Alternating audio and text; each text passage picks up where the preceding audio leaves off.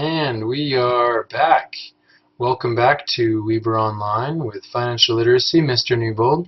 Today we're going to be talking about investments and taxes and retirement. And so some of the things that are going to be coming up in your life is investing for retirement.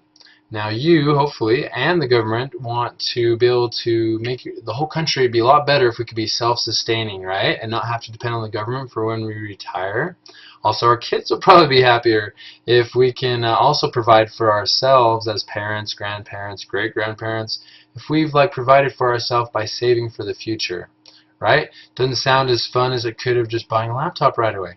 However, when you're older, the stress is gone. You know you're doing okay. You can go and visit your grandkids, go on vacations all the time if you know you've saved and invested, right? You can do lots of things without even having to work. That'd be great, right? One big vacation. In fact, my wife's parents, they saved really well and did a lot of good investments and planned and paid into their retirement.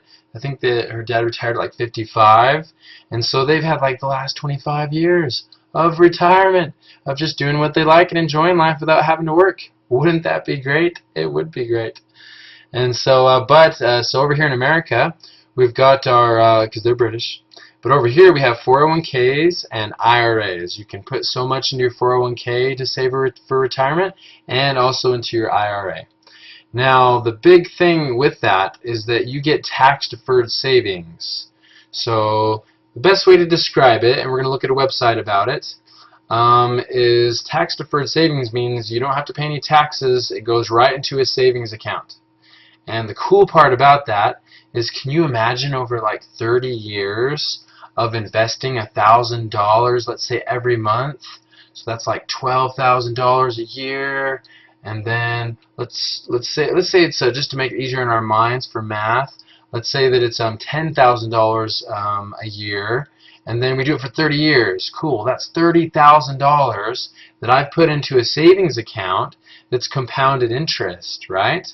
Well, if I had to pay my taxes first on that $30,000, then I would, maybe lose $5,000 or something crazy. But if I get to keep the whole $30,000, make all the interest the whole time, right?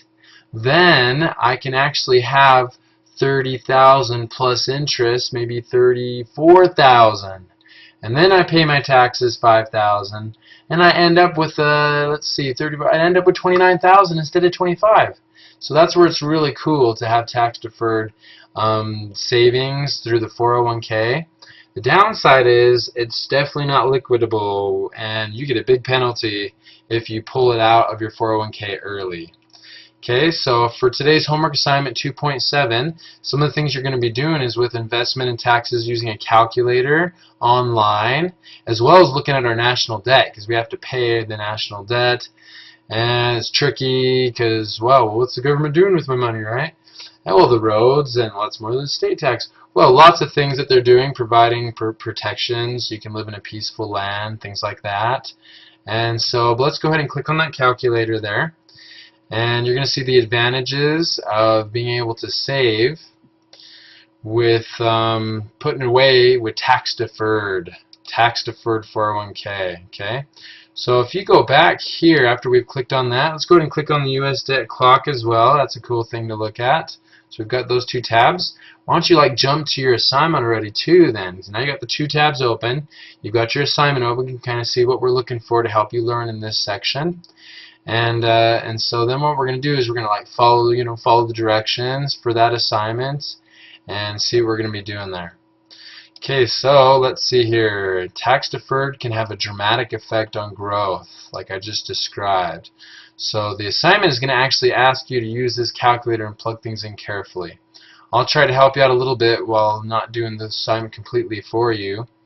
Okay, so after 30 years, the difference between tax deferred and pre-taxed earnings is about $95,000, which saves you the most money, tax deferred or pre-taxed. Okay, that's the question, right? Do you get taxed before, take out the tax, then it's your money, or you have all the money and they get taxed at the end, right? It sounds kind of tricky, but we can find out that for you. That's the second question. The first one is tax-deferred savings grows untaxed until they're withdrawn. What event in a person's life would usually cause them to begin withdrawing their tax-deferred savings?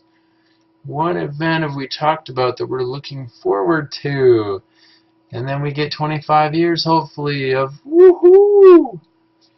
Yeah, we don't have to work anymore. Okay, I won't give that one away, but I kind of did, didn't I?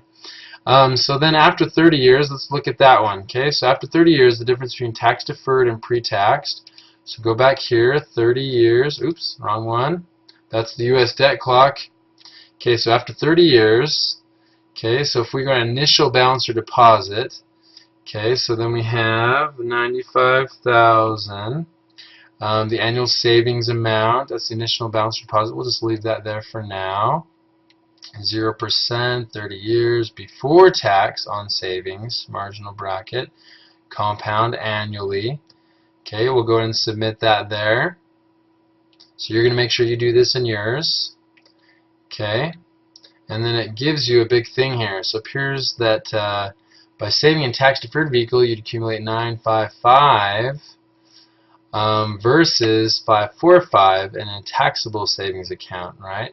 So, woo. So there's, you can see here, the dark gold is the tax-deferred, and then the taxable, you don't seem to be earning as much, do you? Okay, and so that's those. Talks about the rising national debt. I'm going to go ahead and let you make sure, if you already got these first ones, I'm going to give you those ones, so you can go ahead and work on those ones. Don't forget to carefully answer each one of these. Some of my students, I've noticed when I've graded, they kind of just went too fast and threw numbers down and got it wrong. So make sure that you carefully look at the national debt. There's the U.S. total debt. Holy cow. 1, 2, 3, whoa, that's 7 million, 9 billion, whoa, 59 trillion. $59 trillion is a lot of debt, so wow. But take a look here. Let's see if you can find state, local. There you go. And just go ahead and look through each one of these. I'm already fascinated looking at all these numbers and what they mean. So you become fascinated as well just for a short time. I know you can do it. And you have your state debt clocks there, so you can go ahead and click on Utah. If you need to come back to this one, go back to the world debt clocks or the national debt. Okay, let's see, Utah.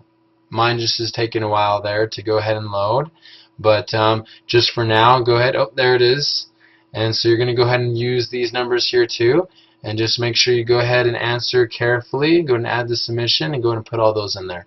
And I will see you next time, 2.8, and we're almost done with this section, Chapter 2. So great working with you. Thanks for being enthusiastic. You hang in there, and I'll see you in a second for the next video. You take care. Bye-bye for now.